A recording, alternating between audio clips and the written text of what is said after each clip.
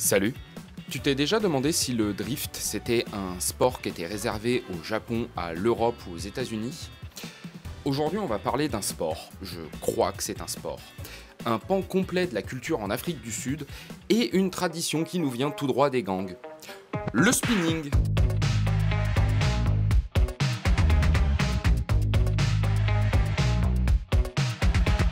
Bonjour, bonsoir les copains, j'espère que vous allez bien.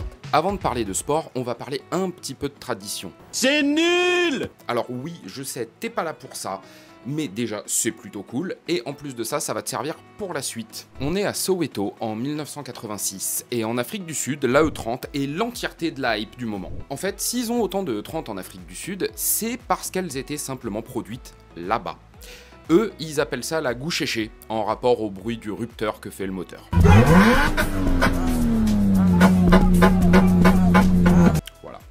Voilà un bruit de rupteur, à toi de définir. Bref, au sein des gangs locaux, un membre vient de décéder. Oh shit, here we go again. C'est malheureux, mais ça fait un peu partie des risques du métier, en soi. Et c'est précisément à ce moment-là qu'une nouvelle tradition prend racine. Tous ses potes placent le cercueil au centre d'un parking ou d'une intersection, et pendant ce temps-là, d'autres membres sont partis voler une ou plusieurs E30. Et là, le game est plutôt simple, faire des donuts autour du cercueil jusqu'à ce que la E30 soit vide, morte ou qu'elle prenne feu. Si on fait abstraction du prix actuel d'une BMW E30, d'ailleurs j'ai envie de canner quand je vois ça, ça aurait fait des photos un peu énervées. Bon, en tout cas, cette tradition a perduré pendant des années.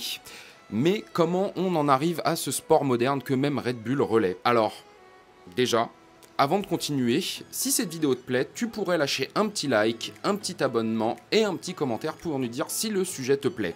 Ce serait super, ça nous aide vraiment avec l'algo qui ne sait pas trop encore s'il nous aime ou pas. Et cette vidéo est sponsorisée par absolument personne. Qu'est-ce que tu croyais? J'ai autant de cheveux sur le crâne que Thomas 2 cependant on n'est pas chez Amixem. En fait, si t'as déjà ouvert un livre d'histoire, en 94 il s'est passé un truc un peu important, la fin de l'apartheid. Et c'est à ce moment-là, en Afrique du Sud, que l'explosion d'une culture qui jusqu'ici avait été réfrénée, la culture noire, se met à décoller. La musique kaito, le hip-hop local, le streetwear et le spinning. Spinning qui n'est désormais plus qu'une tradition de gang, mais un rituel social. On le fait un peu dans toutes les célébrations, que ce soit les mariages, les anniversaires, les coupes du monde, je ne sais pas, on le fait tout le temps. Bon, c'est à peu près à ce moment-là que j'ai commencé à me demander comment on passe d'une tradition de gangster à un sport reconnu par le gouvernement, enfin reconnu, toléré par le gouvernement. Déjà, on est au début des années 2000, et en réalité, le spinning se démocratise un peu comme tous les sports underground, à coups de DVD gravés et de sessions filmées au caméscope, un peu comme les sessions de skate, avec les moyens du bord, sous fond de musique kwaito.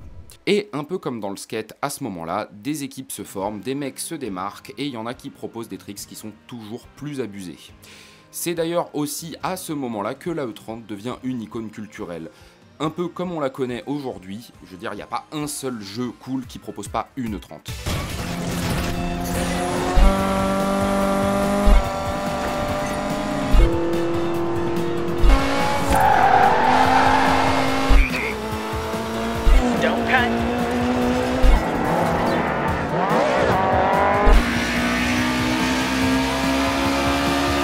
Alors, dans tout ça, faudrait quand même que je t'explique les règles du spinning.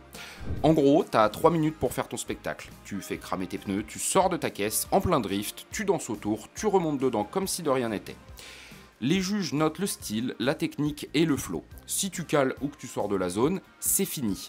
Et si tu restes mou, bah, qu'est-ce que tu fais là en fait ? C'est pas du tout un sport de chrono, c'est plus un sport de présence. Du coup, on avance un peu dans le temps pour arriver en 2010. Entre dans la partie un acteur incontournable du monde des sports extrêmes et toujours le même qui apparaît quand un sport un peu cool se fait découvrir, Red Bull. De toute façon, je t'en ai déjà parlé dans une autre vidéo, si t'as bien suivi, ils sont plus ou moins partout. Voilà, Red Bull, je vous propose un peu de pub gratuite. J'aimerais bien un de vos mini frigos un peu chouettes là pour mettre des canettes là.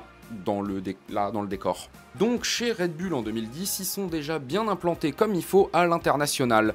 Et en ayant leurs petits pieds en Afrique du Sud, ils se retrouvent face au sport local, le spinning. Et forcément, vu que leur marketing est basé à 100% sur les sports les plus fous, ils sentent le filon directement. Du coup, les mecs font ce qu'ils font de mieux, professionnaliser le truc. Et ils le propulsent sur la scène internationale. Ils se mettent à organiser des événements officiels, avec autorisation, barrières, sécurité, tout le bordel. Ils payent les pilotes, filment avec du matos pro et diffusent ça à l'international. Du coup, le spinning devient un vrai truc sérieux sans perdre son âme. Dans le principe, on en reparlera après. Et maintenant, on en est où aujourd'hui? Concrètement, toujours sous la poussée de Red Bull, il y a des événements qui sont organisés, notamment en 2019, le Shei Imoto. Alors je suis désolé si j'ai écorché le nom, je ne parle malheureusement pas encore le Zoulou, langage local. Babel, pareil, voilà. Babel, envoyez-moi des comptes gratuits, histoire que j'arrête d'écorcher le nom des compétitions dans d'autres langages. Mais en tout cas, le Shei Imoto est le premier vrai championnat professionnel de spinning. Ça a eu lieu à Soweto, mais aussi à Durban, Le Cap et dans plein d'autres villes. En fait, à ce moment-là, Red Bull en profite aussi pour venir filmer tout ça avec du matériel professionnel et des drones, et en faire plusieurs courts-métrages. Voilà le nom. Là. Des spinners ont été invités à faire des démos lors d'événements comme le Red Bull Car Park Drift, ce qui crée un petit pont entre les sports, et ça permet aussi au passage de pilotes d'accéder au sacro-saint sponsoring et enfin à la reconnaissance. Bon, tout ça c'est pas non plus sans ces petites polémiques, hein. On est toujours sur quelque chose de gris. Tant que c'est dans des événements officiels, pas de souci. De toute façon, le sport a pris une telle ampleur que le gouvernement est bien forcé de tolérer la chose. Puis bon, on va pas se mentir que ça leur fait et de la pub et du tourisme dans certaines périodes. Cependant, exactement comme le drift, certains pilotes continuent de rouler en street dans la plus totale illégalité pour conserver l'authenticité du sport. On a à peu près le même problème en drift, c'est que d'un côté t'as la piste qui est très cool, de l'autre côté t'as le street qui est la racine du drift, hein, les mecs qui vont faire du touguet, et qui est la beauté du truc. Chose qui d'ailleurs a été énormément reprochée à Red Bull, c'est cette volonté de vouloir lisser l'image du spinning, ce qui lui enlèverait un petit peu au passage ses racines. On n'oublie pas qu'à la base c'était une pratique de gang, hein, donc c'était un de tes petits camarades qui s'était pris une balle dans le dos, et pour célébrer sa mort, on volait une voiture.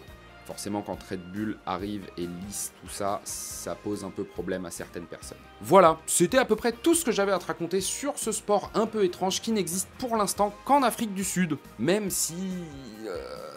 si je dois être tout à fait honnête avec toi, quand tu regardes bien, quand tu te retrouves à faire des donuts comme un mongol avec tes potes sur le parking du Carrefour à 3 h du matin, en fait vous faites du spinning, pas du drift. Regarde, ça c'est du drift, ça c'est du spinning. À toi de définir où tu te situes en tournant en rond sur un parking. En tout cas, merci à vous d'avoir regardé cette vidéo. Si jamais elle vous a plu, encore une fois, n'hésitez pas à vous abonner, à nous mettre un petit like et à nous laisser un petit commentaire. Ça nous aide énormément et pour l'algorithme et pour savoir si ce qu'on vous fait vous plaît. Voilà. Allez. Salut.